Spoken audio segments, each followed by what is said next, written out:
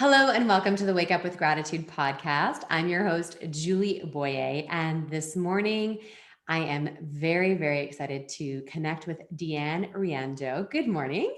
Good morning, Julie. Hello, everybody. Oh, so good. And if you're watching the video, you'll see that we literally match. We've never met in person, and we picked the same outfits. We're both wearing a mala. Even the malas. We nailed it this morning. How in sync are we? Yeah, the earrings, the pink, it is perfect. So as soon as she turned on her video, I was like, this is going to be awesome. So it's interesting because DeeAnne actually was recommended through two friends. So they said, you have to meet her. You've got to have her on your podcast. And I said, sounds interesting. I'm open to anything. And I love following my intuitive hits when it comes to the podcast. And our first conversation on the phone was just,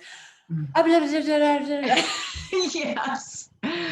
Which is so good. And I didn't even know anything about her except that she would be an interesting guest. But she is currently president of Your Holistic Earth at yourholisticearth.ca, which she'll share what that's all about. She's also been called a modern muse and mystic. She is an international speaker and a best-selling author. She's a mom. She's an amazing and incredible woman, and she has lots to share with us today. So I am super excited because I read a little bit of your story before I got into the podcast, and I have to say that, some of the experiences you went through as a young child are really, really powerful. And I have a feeling they kind of obviously have affected, the person you've become today and what you're up to. So if you wouldn't mind just starting with kind of what were those childhood experiences that really, set you on this path in life? Well, thank you for that beautiful introduction, first of all, Julie. And, I think it's so powerful when we share stories because, storytelling really is a form of medicine for me and for, of course, the people receiving it, which is probably why you're doing your podcast in the first place. And for me as a young child, I was pretty sick. I was sick as a little kid and in and out of doctor's offices and on antibiotics, tonsils out at 5. And so I lived with, being sick and hearing the kids playing outside and not being able to go because I was sick. And I really, used that being sick as fuel for my fire, actually. And so it was a very interesting childhood because it drove me to want to go into healthcare. So I'm going to talk about that, but I want to backtrack to when I was 5, because another important thing happened when I was 5 years old, aside from getting my tonsils out. Do you remember those Jawbreaker candies? Those round, hard candies? Yes. I believe that they would allow those on the market, but nonetheless, I loved candy. I was a candy fanatic, which probably didn't help my health, but I was eating one of those Jawbreaker candies and I was running around the kitchen playing with a Jawbreaker candy in my mouth. And my dad said, DeeAnne, go sit down before you choke. And I went to go sit down. And sure enough, I inhaled in and that Jawbreaker got lodged in my throat. So my dad came running over to me. He started doing the Heimlich.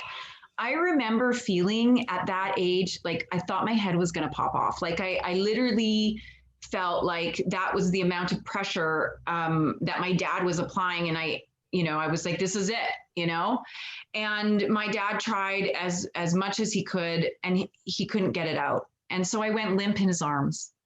And when I went limp in his arms, I had an out-of-body experience. So at 5 years old, I remember very clearly hovering above my body and my dad working on me. I remember witnessing my mom run to the phone. I remember very clearly, I know which path she took. I remember my older sister peeking around the corner to see what the commotion was. And I felt total peace. I felt total connection. It's really hard because at 5 years old, my mind couldn't even understand, I don't think, what was happening. It's taken me, 30, 40 years to kind of digest it all. But nonetheless, I felt this connection and I knew that there was more to this world. So luckily, my dad gave me life twice and he took his thumb, which you're not supposed to do. He stuck it down my throat. He wedged just under enough and he was able to pop that Jawbreaker out and he got me breathing again. And so that was a very defining moment in my life because, you know, coupled to being sick, I knew that there was so much more in this world. And I knew innately from that moment forward, I knew very consciously that I had to do something in this world to create impact, to create a ripple. And all of us have that, of course. All of us are here for a reason, but I knew it so deeply. It was like ingrained in me so deeply. And I think for a lot of people, it might take time to kind of figure that out. And for me, I knew it at a very young age. So fast forward through my childhood, after being diagnosed with all these, you know, illnesses, chronic illnesses, fibromyalgia, IBS, Raynaud's disease, like the list kind of went on. I ended up going into EMS. I started out as an EMT. And it was a very interesting and profound experience being an EMT because I would witness a lot of death. And I remember even at that time, I could feel the energy of these souls, but I didn't understand what it was. Imagine being an EMT and feeling like the EBGBs because you have to be around dead bodies, right? And I didn't know at that time I was a medium. I had no idea, but I was sensing these things and I was like, this is so weird. And my intuition had been very much heightened from my near-death experience.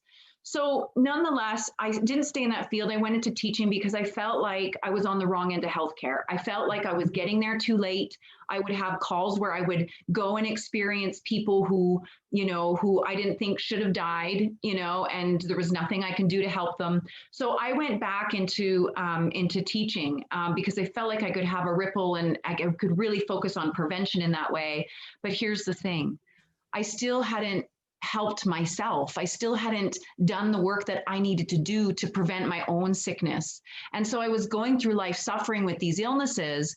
And one day as I'm teaching a class on prevention, I get this like voice inside my head that says, DeeAnne, you're not preventing anything about your own sickness. Like, how can you even talk about this? And I was like, ooh, I'm not in alignment. I'm not being, you know, here I am preaching to everybody about prevention and I'm not doing it.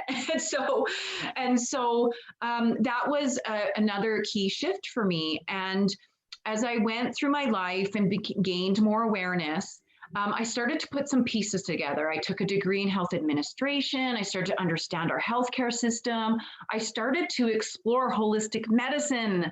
And I found this entire world and community of amazing healers, amazing professionals who were so good at what they did, and yet nobody knew about them, including me. So that was the beginning of this really transformative process, but I wasn't done yet because I had another near-death experience. So in my late 20s, I had reconstruction on my left knee. They took part of my hamstring. My ACL was torn from a skiing injury. And so I was at home recovering. And as I'm at home recovering, I'm hobbling to the kitchen to get a drink of water or whatever I was doing. I can't even remember anymore. And I started to feel really dizzy and black started to kind of come into my view and lights were out. Then all of a sudden, I saw these beautiful beings of light come into my vision. And I was in the most euphoric, magical space that you can even imagine. I can't even put it into words because it was so incredible. It was like extreme euphoria. And I believe it was a piece of heaven. And these energies that were there were angels, and they were orbs of color, like the most bright, vibrant colors you could imagine. And I remember feeling, this is the most real I've ever felt in my life. Like it was so tangible. It was so enriching. And it was like all this knowing that I had from when I was a kid of like what the world was and our connection and all of this insight and wisdom. It came like rushing back all in like a minute. and so I wanted to stay in this beautiful magical space that I had encountered, but it was very clear I had work to do. Mm-hmm. And so I opened my eyes and my brother-in-law was looking at me with this wonderment. And he's like, oh my gosh, he's like, what happened? Like, I thought I lost you. And I came back and I came to, and I couldn't quite articulate what I had just experienced. It took me a few days to like really digest it and understand and feel safe enough to express it. And I'm in the kitchen a few days after this happened, and I'm telling a girlfriend, because I have to now tell people, like, it was such a magical, miraculous experience for me. I was like, oh my God, this happened and I need to tell people. So I'm telling my girlfriend, My brother-in-law lived with me at the time, and he was the one who caught me. He comes running into the kitchen. He slams his hand down on the counter and he says, I knew it. He said, I felt the angels too. And I didn't want to say anything because I didn't know if I was going crazy. But he's like, when you fainted, he's like, I felt this wave of peace that came. And he said, I thought maybe you had gone to heaven. I didn't know. I couldn't. He's like, it was just amazing. He says he doesn't even know how to describe it himself. And so what that did for me is it validated my path, and it validated that I needed to keep going. So I know this is a long-winded story. I'm almost there. Okay, I promise. So you would think that, okay, I've had 2 near deaths, you know, if I haven't figured this purpose of my life, then, you know, something's wrong here, right? But I wasn't quite ready to hear everything yet. And so I continued on in my family and my career. I focused on my career and my family. I just had my second child. His name's Beckett. He's now 7 years old, but he was 6 months old at this time. And I fell into a very deep, dark depression because I was not in alignment and I wasn't living on purpose the way that I had been, you know, guided to. I wasn't listening to my intuition or any of that. And so I had fallen into some postpartum in a deep pit of despair. And I remember thinking it would be so much easier if I wasn't here. Like, why does this life have to be so suffering? And how come I'm not figuring out I'm doing everything right, you know, by society standards? And I prayed and I said, okay, God, if I'm supposed to stay here, I need you to show me very clearly what I'm supposed to do, because otherwise I'm not staying here. And I was very firm on that. And when I said that, I felt an angel coming in. It was almost like it was just kind of came in on the right side, and it was right in front of me, right up here. And it showed me, I had this vision of creating a holistic healthcare system.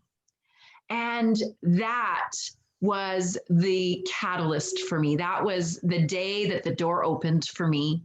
And I knew exactly what I needed to do. So the next day I got up, I started creating Your Holistic Earth.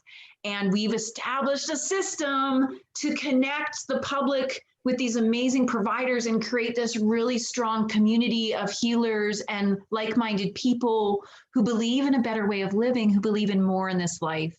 And so that has brought me into, that kind of catches us up anyways, so that you know the background of what that was all about.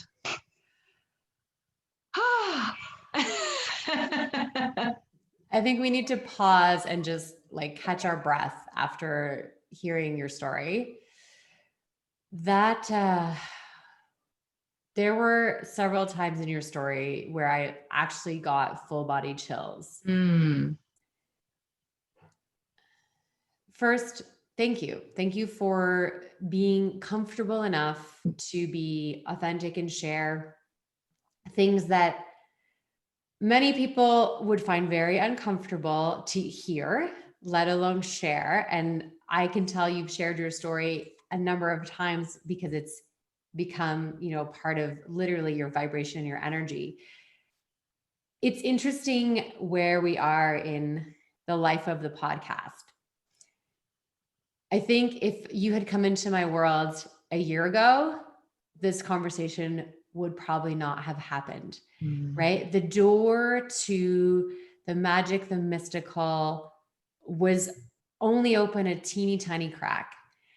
And over the past year, people have been brought into my life and into my knowing and into the realm of the podcast that have these experiences that seem, you know, seem otherworldly or beyond this world. And what I love, DeeAnne, is that every time we share a story about what is beyond the physical body, I think we touch people in a different way, and we provide hope, and we provide guidance, and we provide, you know, access to love and like real, like pure, unadulterated love that exists here, but we're not seeing it every day. And so when we hear your story, that is just such a good reminder that that love, that you know, godly, universal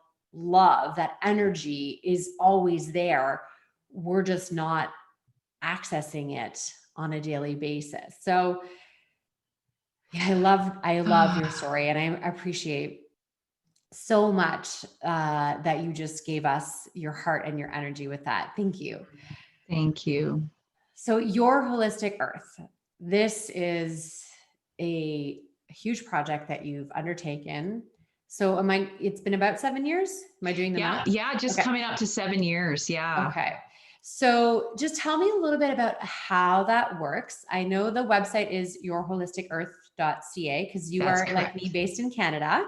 Yes. So we started in Canada. And then how does that website bring people together? So there's two different branches to that organization. We have our public branch, which is actually a non-for-profit, and it falls under AIM. So we've established AIM.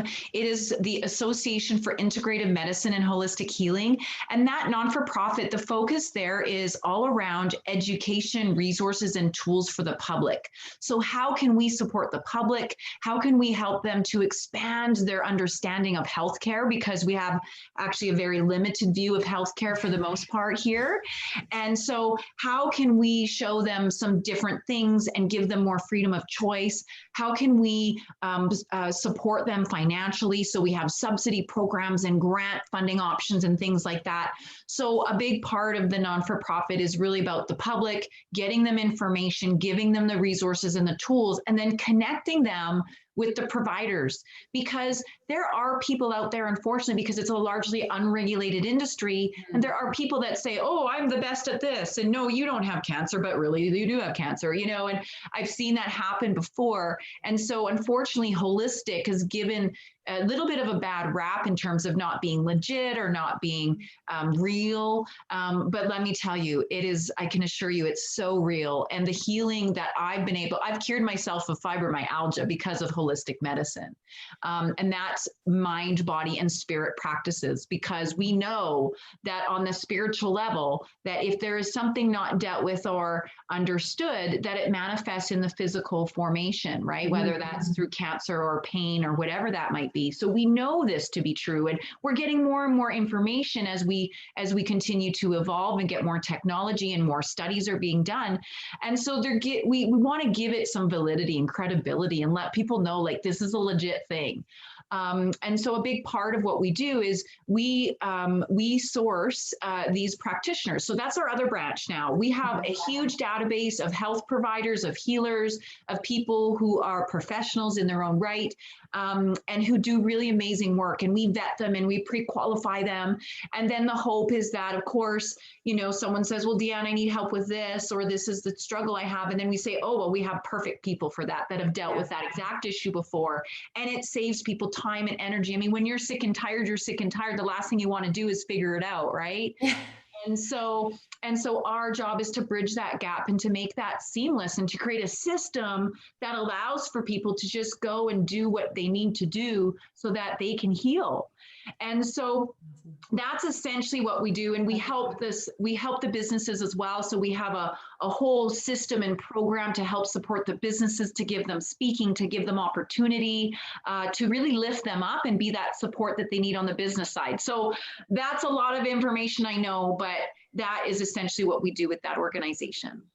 Well, that's very well explained. You're really working on behalf of both sides of the equation, which I think is key, because then it really allows you to understand better, what do clients and consumers look for and what do they need, and then who is providing that service. Exactly.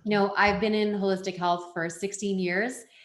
My passion, of course, is my particular area of expertise is nutrition and supplementation. But over the 16 years, of course, I have had experience with so many different types of holistic practitioners, because the people that are attracted into my world often have, other modalities and things that they practice. So I've been introduced to body code and emotion code and past life regressions and, card readings, which card readings sounds so simple, but it's like, I worked with like a certified angel card reader who's like runs her own courses now, because she really like all these things. And it's really cool because of my business in nutrition and supplementation, I have attracted all these amazing people, mostly women, I will say, who are tapped into not only holistic from a nutrition, supplement, drink your water, move your body, but also from a like holistic field that like the energetic field that surrounds us. So I'm excited, you know, that this is happening, this exists. And I'm definitely curious to see, you know, where people that I know and that I connect with can be a part of this organization. And then also I love, like you said, that as a consumer, because I get asked all the time, like, do you know this kind of person? Do you know this kind of person? Right. And here's the tricky thing. It's like, you know, past life regression for some people will heal them, right? Yes. It definitely can. And for others, it won't. That's right. That's right. And it's not a one size fits all. It's not a one size. Some people have life-changing experiences with body code or emotion code and others don't. Like, and that's what I think is so important to understand is like holistic healing is not a one size fits all. You have to be open to spending the time to invest in what is right for you. And often, like you said, financially can be difficult because a lot of these types of practitioners are not covered by traditional insurance. I mean, even the supplementation, which anyway, I don't even want to get into like why we can cover drugs all you want. But getting, you know, pharmaceutical grade nutritional supplements, you have to pay out of pocket. Like, right. You actually want to invest in like high quality supplements. You got to pay that out of your pocket, but you need your, you know, your medicine and you end up paying $2 because your insurance covers it. So that's not a topic for today, but let's just say, let's table that for next time. I have so much to say about that. Exactly. So, but here's the part of the story where I think things get very interesting, DeeAnne. Yes. So what is going forward in 2021 with your role with Your Holistic Earth and your role as a holistic practitioner? So here's the thing. I'm a seeker. I've always been a seeker. I've always been curious about wanting more information, more insight, developing who I am and being a better person every second of every day. And so as I created Your Holistic Earth, something interesting happened. It opened up some more doors, just like you doing this podcast opened up the door into this bigger world. This is what me starting this company did for me. And people were coming to me and they're like, oh, I do the Akashic Records and I do these medium readings. And I'm like, who really can do that? Like, is that hogwash, you know? And here I thought, well, if I'm going to support these businesses, I better understand what they do on a deep level. So I started taking courses. Oh my gosh, Julie, it was the best thing I ever did for myself. I took the Akashic Records and oh my gosh, the floodgates opened up for me. I am such an advocate for the Akashic Records. And for those of you that have never heard of the Akashic Records, this is your book of life. This is your soul's history. We can tap into that energetic frequency and we can uncover so much insight and wisdom and knowledge that helps to serve us right here, right now, so that we can then serve others. It's brilliant. So I started doing this Akashic Record work pretty much alongside of Your Holistic Earth. And I've been doing readings for people. I didn't have a website. I didn't advertise. People just kept coming and coming and coming. And I eventually to a point where I was like, okay, I have these two really robust companies now. And my spirit was calling me. It was calling me in such a big way. It said, DeeAnne, you need to teach this. You need to step into this intuitive work, into this spiritual capacity. And I thought, well, what am I going to do with Your Holistic Earth? I've started this. This is my baby, you know, and it's a big undertaking. What am I going to do? And selling it didn't feel right. And so I went into my records and I said, what do I do with the company? And they said, you're going to host a contest and you're going to give it away. And I was ridiculed for making this decision. People have been like, DeeAnne, this is the dumbest business move you could make. This is the best decision I've ever made. And I'll tell you why. Because when we give, we naturally get something in return. And it's about being in service to others. You know, when we say being in service means that we have no expectation of anything in return, but it is to know we get something in return because we feel good when we do good things, don't we? So we automatically get something in return no matter what. If it's something we're meant to be doing, it feels good. And so not only did this feel good for me, but it provided somebody with another opportunity. Because we did a contest, we had 10 finalists, it changed their lives too and their trajectory too. It created this massive ripple to the point where other people saw what I was doing and they're like, oh my gosh, you're like the modern day Willy Wonka. You know, instead of giving away the chocolate factory, you're giving away the health company. And 2 other businesses that I know of have going through the process to give away their companies. Wow. So you can see this incredible ripple that happens when we stand in our truth and we don't get attached to the physical possession of stuff, you know. It was easy for me to walk away, even though a lot of people didn't understand it. They're like, DeeAnne, like, it's a 6-figure company. Like, you could sell this, you could, you know, be set for life or whatever. That's not why I started it in the first place. And so for me to continue creating this ripple or this legacy or whatever you want to call it, that was what was most important to me. And I have selected Jenny Rice of Chilliwack, BC, who is going to be the new president coming in very soon. So actually I have a meeting with her just after this as well. And I'm just so excited. She's a great fit. And that's going to allow me to focus on my spiritual practice, which, by the way, if you want to know where to hang your hat in terms of businesses or focus your energy, it is going into spirit right now. There's a massive awakening and a massive calling, Julie, and I'm sure you can comment on that. There's actually something that you said that I really think is so important. And it's like, you decided that it was more important for you to get out of your comfort zone and not listen to what other people's opinions were of what you were doing. Yeah. To do it regardless of what other people said, to follow your own heart and your intuition out of your comfort zone, because it's always easier to stay doing what we're doing, especially when it's successful. The hardest part about letting something go when we're already successful, like, that's it. It's easy to stay where things are working and things are doing really well. Yeah. But if your soul is crying out for more, if you have this desire to build and grow in a different way and to say yes to that, that's so exciting. So I'm super excited to work with you. I know we talked a little bit about, you offer mini sessions, mini record sessions, Akashic Records. Yes. Yeah. So, you know, I really believe that everyone should experience what the records are about. And so I do offer complimentary sessions. So for those of you listening, you can absolutely book in a session with me. And you can go to rosehope.ca. Okay. Rosehope.ca, you can reach out to me. I'm sure that you can share that information as well, Julie. And I also have a booking link as well that I'll share as well. So that, you know, I just, to me, it's about being in service, and it comes back in so many other ways, you know, that it's just, that's where I start to really feel the gratitude ripple, you know. And talking about gratitude, you know, I am so grateful that I have been able to utilize the records that has helped me so much.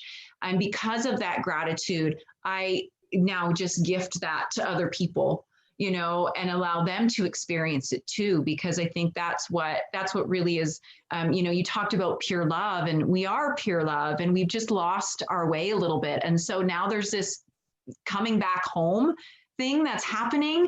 And I think that when we start to move through this world and all be in service and not get attached to the stuff and the things extrinsic of ourselves, and really focus on the intrinsic, then that's the magic key. That really truly is what will save us all, I believe. Yeah, absolutely. Absolutely. This thread of this tapping back into the pure love and the intrinsic and what our soul's journey is yes, absolutely the right direction. So you mentioned a little bit about, you know, how gratitude is a big part of what you're doing and how you're doing things. What does your daily or weekly gratitude practice look like? What things are you doing to put gratitude kind of infused in your day? You know, gratitude is infused in almost every aspect of my day. I wake up with gratitude. So yes, I always, you know, before I even open my eyes, I say thank you. I say thank you to my water. You know, water has memory. So I thank my water. You know, when I'm outside, I thank outside. You know, for me, it's about pausing enough to be in gratitude. And I think if you're going through the day and you're like zoom, zoom, zoom, which I think a lot of us were used to, I think it's so important to just take those little mini pauses and just be like, oh, thank you for that. Thank you for that. Thank you for that, you know? And so that has just been interwoven. And for me, you know, I think some people have to work harder at gratitude. I get that. For me, it's always really come naturally because I've been on the sick side of the fence. I've been around death because of my career in EMS. So for me, and I've had the near death. So I know what that looks like too. Yeah. And not everybody has that. And you don't need to have a near death, by the way, in order to have an epiphany, or, you don't need to have that to be able to read the records or do anything intuitive. You really don't. So I just want to say that for those of you listening that are like, well, I've never had anything really amazing happen. You don't need to. You just need to accept the invitation to go inside. And as soon as you do that, gratitude naturally is birthed from that. It really is. It's so interesting that you just touched on the fact that because you've had near-death experiences, the gratitude sort of comes, out as part of who you are. And there is definitely a connection between those who have had a near-death experience, so myself included, or have lost a loved one, a precious, close loved one. Yeah. That sometimes the gratitude practice is easier. But it doesn't, like you said, it doesn't have to be like that. Like that's not, and I keep trying to just say that, listen, you don't need to have almost lost your life or lost a loved one to really understand this practice of gratefulness, this practice, like you said, of just pausing at everything around us is something we can be grateful for, right? Literally, like the desk that is here, the mic in front of me, my phone, the computer, the camera, like all of these things are true miracles of creation from everything we look at, everything that is around us. Either were created from a human's mind or from the all-being universe. Like when you look at a tree or a cloud or whatever, it's an example of creation. Yes. And what is more exciting than that, right? Creation. So, so good. It is so good. And yeah, I'm glad that you reiterated that, because I think people think that they have to have some profound catalyst in order to have gratitude or in order to have a spiritual awakening. And that's just not the case. Mine was expedited. I'm sure, I'd be 60 and still not awake had I not had those experiences. But that's why it's so important that we share these stories and we invite people to join on that journey of finding their spirit and connecting with that, because that's going to really start to create that ripple and really support the people who are starting to come into who they really are in their lives. DeeAnne, it has been such a joy to connect with you today on some really interesting and topics that we might not have even touched on before. And some people might be at the end of this episode going, I'm not really sure what just happened there, but maybe they got chills like me, and perhaps they've heard Akashic Records for the very first time. And you said this site, we're going to share a scheduling link in the notes for the podcast, or if you're watching the video. What about, where do you kind of hang out on social? Are you Facebook, Instagram? I'm not big on social because it doesn't resonate for me. I believe in connecting with people. And so I'm kind of old school when it comes to building business. And it's served me very well. You can still find us. Your Holistic Earth has a Facebook page. I'm on LinkedIn, DeeAnne Riendeau. You can find me on LinkedIn as well. We also have a Your Holistic Earth Instagram page. But it's not a place that I hang a lot of my energy, because I've been finding that energetically, there's been just a lot of dark and low vibration energy. And so I will go on there and check from time to time, but it's just not a place that I choose to spend a lot of time on. So what about if we wanted to email you, what's the best? Yeah. So DeeAnne@rosehope.ca or DeeAnne@yourholisticearth.ca. Perfect. That's an easy way and super fast to get in touch with you. Absolutely. We'll make sure everyone has the links to find you. And this podcast does get shared on LinkedIn as well. So those that are watching or listening from LinkedIn, you might not have experienced some of this on LinkedIn, but that's okay, because we're here to teach and share things that are outside of most people's comfort zones, but also is really getting back to who we are as human beings and souls and all of these things that you know, the trappings of the human physical body. There's so much more than that, right? So this Yes. is, these are great conversations to be having. So thank you so, so much, DeeAnne, for your time and your energy this morning. It's been such a joy. Thank you. It's been my pleasure, Julie. Thank you so much. Done. All right.